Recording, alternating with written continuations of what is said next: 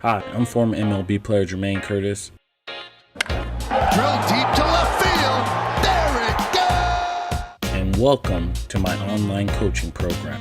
Young E, thanks for sending me over a video of your son. I'm going to give you guys some tips, some advice, and things that I believe that will help him as a player. Now, before I go into the actual mechanics, I want to talk about something that's super important in baseball. And if you master this and you apply it, it'll take your game to the next level. And this is what separates players from other players. And so, what am I talking about? Well, I'm talking about the bear method. And I know you never heard of it because I created it. Um, and it's what I did as a player and many other players that I've played with all the way up to the major leagues. So, what is the bear method? Okay, so I'll just put the bear method here, and I'm going to walk you through each of the steps. Okay, so the first step is belief. When we play baseball and when we're playing on the field in the game, we need to create belief. Everything starts with belief, right? If you go up to the plate and you believe you're going to hit into a double play, you're going to hit into a double play. If you go up to the plate and say, don't strike out, you're going to strike out. And that's because of the belief that you're putting inside your head. So if we can master this, right, the positive side to it, we can really separate ourselves, right? And so the first step is we need to create belief, right? And the best way to do that is positive self talk. You say I am statements. So I'll put I am here, and we say statements such as I'm going to crush the baseball. I'm going to hammer a double. I'm going to drive this runner in, right? We're saying all these positive things to ourselves. But here's the key. This is the big, big key right here. And I want you to understand this. The key is we want to say it like we mean it. We can't just say, I'm going to hammer the ball. That does nothing. You see how I didn't change my body? But if I say, I'm going to hammer this ball, right? You see how it changed my body. You see how I start to, my chest started to perk up and my back started to, expand, right? I'm saying it like I mean it. And what that does is that gets us to create emotion, right? And as a human, if we create emotion, it gets us to take action, right? And when you take action, you get results. Okay. And this is the flywheel, right? And this is what I call, the bear method. And this is how you create confidence and create success, right? And it can go the opposite way, right? If you go up to the plate and you're doubting yourself, and then you swing through a pitch and you think to yourself, oh man, here we go again. You're just creating that emotion, right? And then you do it again. You take action on it. You swing through another pitch and you get poor results. So our whole goal is to keep our frame of mind in a positive mindset. And if we can do this, we're going to keep our confidence at an all-time high, and we'll control the game. We'll be able to shift the game the way we want to, and we'll always be on top. Now, one of the questions I always get is, well, all right, I get it. I want to say I am statements. Every time I, crush a baseball, I'm furthering that belief that I can hammer the baseball. But what about if I strike out? Or what about if I ground out? What do I do? Well, you just say, that's not who I am. I am the person that hits line drives, right? I am the person that crushes doubles. I am the person that drives guys in. So even when you get out, you deny that identity, that belief, and you further the belief that you want. And every time you get a hit or a double, you further that belief. You say out loud, that's the player I am. This is who I am. I crush the baseball. I dominate on the field, right? So we're furthering this belief right here over and over and over, because the key is you want to become, and I hope you do.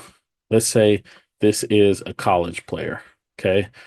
And this is you right now, okay? And this is MLB. You want to become all these guys right here. Well, the key to becoming all these guys is always basically furthering the belief that you are that guy. You're basically saying you're elite. So every time you get on base, you want to further that belief. I crush the baseball. I hammer the ball. I do all these things because that's what the MLB and college player does. So you keep furthering that belief over and over and over. And what happens is you become that person. A lot of players ask me, a lot of kids ask me, like, when did you know you were going to be an MLB player? And to be completely truthful with you, I've always known I was going to be an MLB player. From the age of 5 years old, when I used to pray beside my bed, I could smell the grass. I felt the dirt. I seen the lights. I seen the crowd, right? I visualized and prayed on it every single day till it became real. I always seen myself at that point. So basically what I'm saying is, since I always seen myself at that point, I always acted in that way. And that's not saying you have to feel like you're better than everybody else and treat people like that. That's not what I'm saying. But I'm saying is my identity, I knew I was going to do that. So that's the first thing I want to say is that if we can conquer the mindset, the mental game, and you use the bear method, it'll take you to new levels, right? And it's hard. This is hard. But if you can start applying this, the I am statements, anytime you feel nervous, you have a way to combat that by saying, like, I'm about to crush the baseball, I'm about to hammer it. Then what's going to happen is you'll be able to get around those slumps. You'll be able to get yourself out of those situations where you feel bad or you feel like you've never hit before, right? You're going to go through this as you keep going up the ladder. There's going to be times where you're going to step into the play and feel like, I have no idea what I'm doing, right? It happens in the game.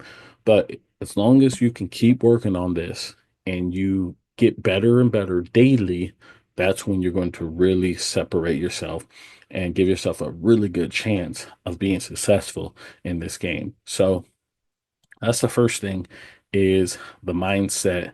And this is what I would apply if I were you. Sit down and write out everything, what you're thinking, what negative thoughts come to mind. Write it all out and create I am statements to combat it. And then now you have something to combat it because you're not going to be 100% in the game, right? You're not going to go up to the plate and go 100 for 100, right? In hits. But there's times where, we might strike out. And how do we get ourselves back on track if, when we do strike out, and this is how we do it. Okay. Now, I hope that was very clear. Let me know if you have more questions regarding that. I'll answer them the best I can.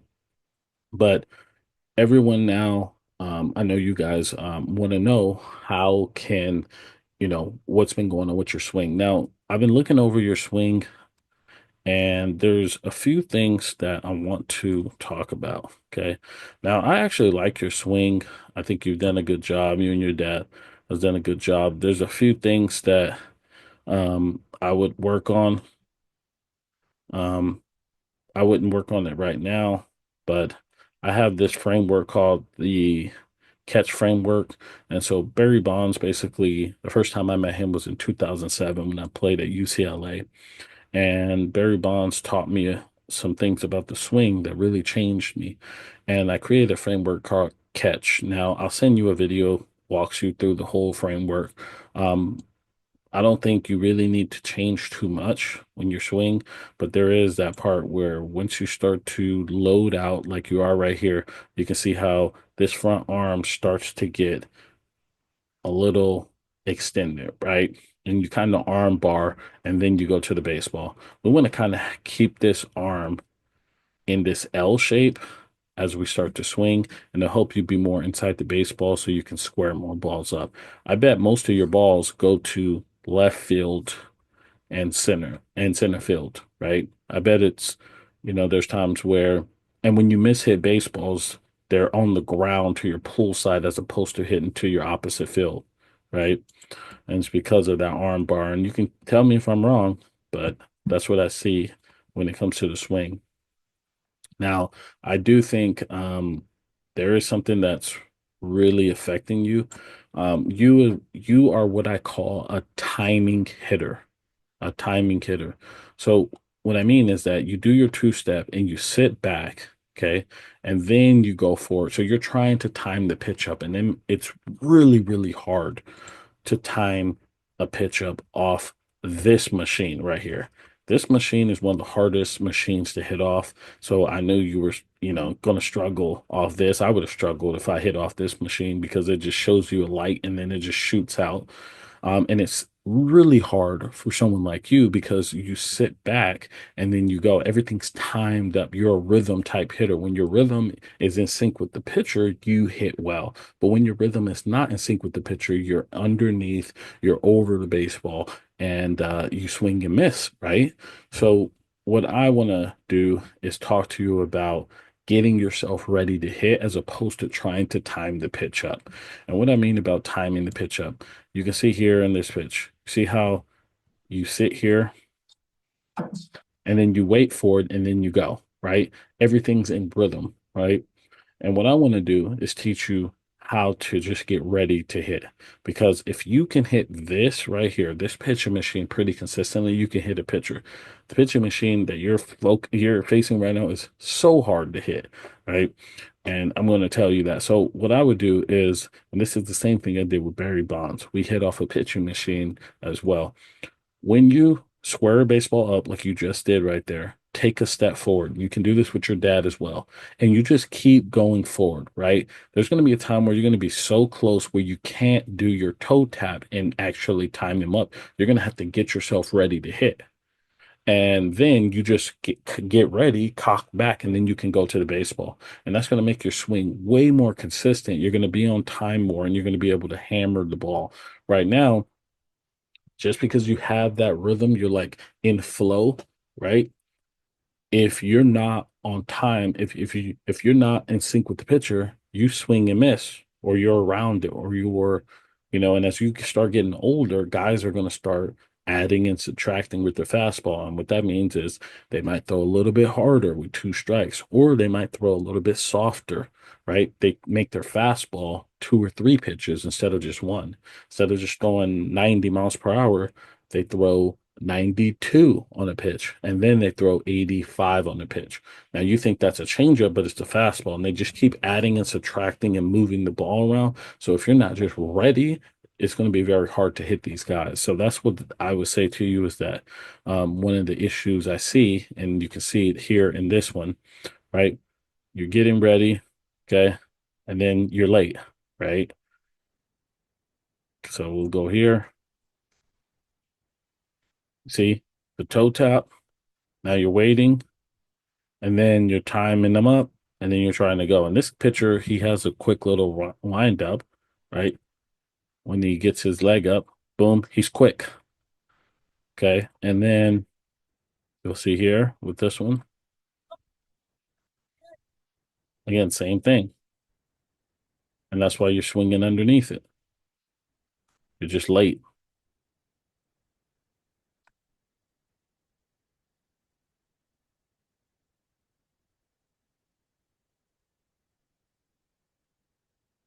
And so that was better because you got your front foot down,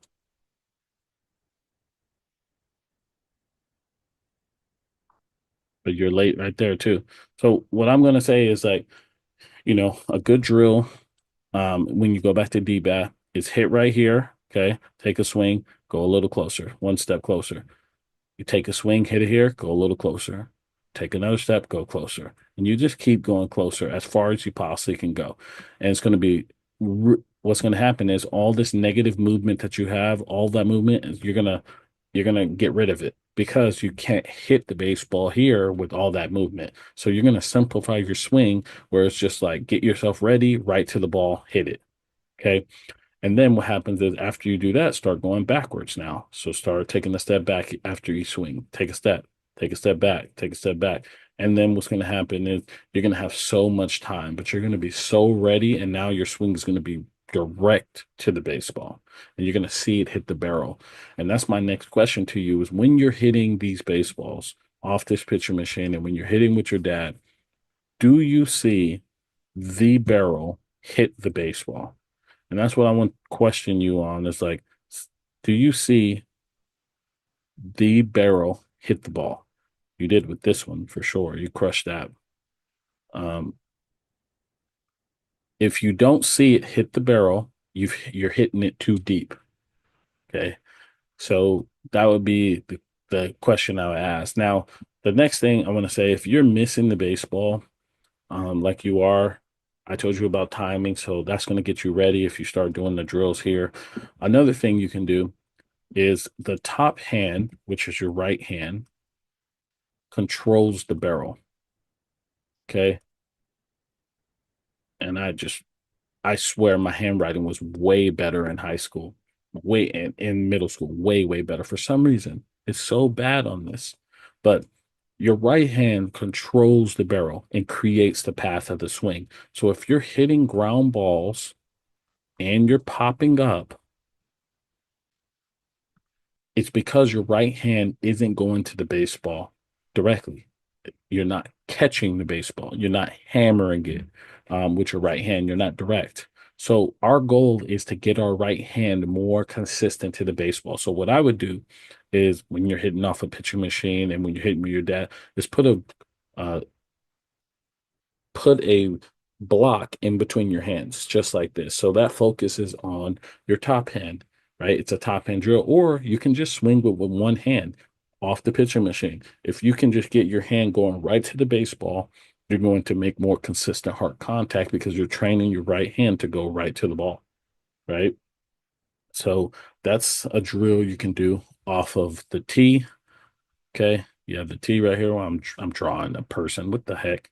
So a T right here, and with one hand, and you can hit it off the T.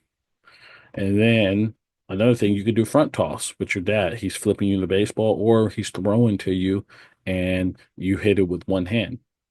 Okay. Now, another thing you can do before all this is you get a glove that's right-handed. I believe, Aaron, you're left-handed, right? I believe you're left-handed. So your right-handed glove or your glove, he can put on his right hand and you throw to him and he has to catch it with his right hand. What that's going to do is keep his head down all the way, okay, and force his right hand to keep going to the ball. And then what I would like you to do, Aaron, is it's change the rhythm of your pitching sometimes. Sometimes go slow, sometimes go fast, right? Keep switching it up on him so he doesn't time you up, but instead he just gets ready to hit and then he catches it with his hand, right? And that'll force him to start training his top hand, his right hand, to go more to the baseball so that he can punch through it and hit more line drives and drive it. Because if you're hitting pop ups, your top hand isn't going to the baseball as well as it should be. You're pulling with your bottom hand, and you need to be pushing, you need to be punching with your top hand. Okay. So that right there is the whole strategy in a nutshell. This is something that you can definitely get over. These players aren't they're not better than you. I'm looking at this footage. I'm like, your swing past your athleticism, you can bang with these guys. Okay.